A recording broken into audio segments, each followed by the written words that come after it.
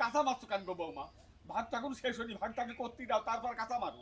তাহলে ঠিক আছে, তাহলে ঠিক আছে।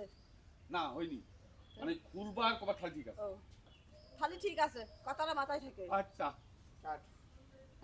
আচ্ছা, ভাগ তো সবই অর্ধেক অর্ধেক কি হয়, সমানই হতে হবে। ঠিকই বুঝেছো। হ্যাঁ আমি বুঝেছি।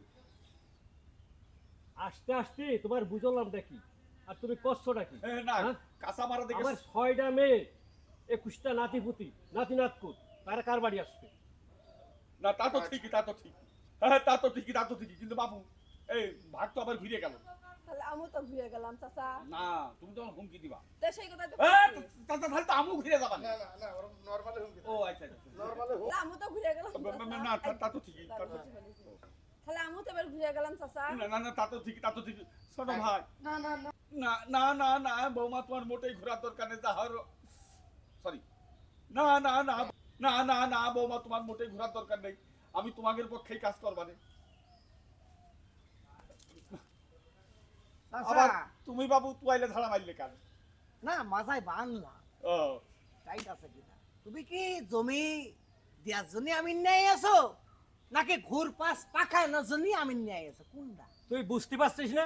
বুঝতে পারছি না। মানে তুই ভাগ করে দে কেমনে দিবি, আমি বুঝো আমি না বুঝাবে কি? না, কিভাবে ভাগ হয় বুঝো তুই? তুমি এই দাঁড়াও, আমি একটু করতে দাও, আমার একটু করতেই দাও।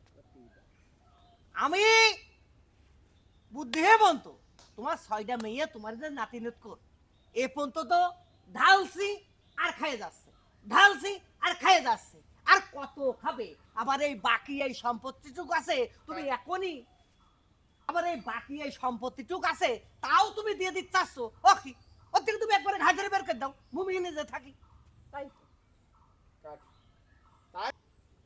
আরে তাই বলে কি অর্ধা অর্ধি করে দেবো একেবারে সব? বাহারে অর্ধেক করে দিবা না মানে? এই শোন, 6টা বোন,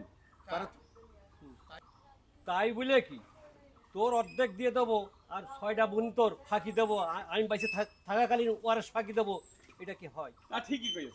ঠিক ঠিক আছে মানে, ঠিক আছে মানে সারা জীবন খাটনি করিয়ে এই সম্পদ বাপের সাথে আমি বানাইছি, আর এখন বোনটা ওরা শেষ আছে।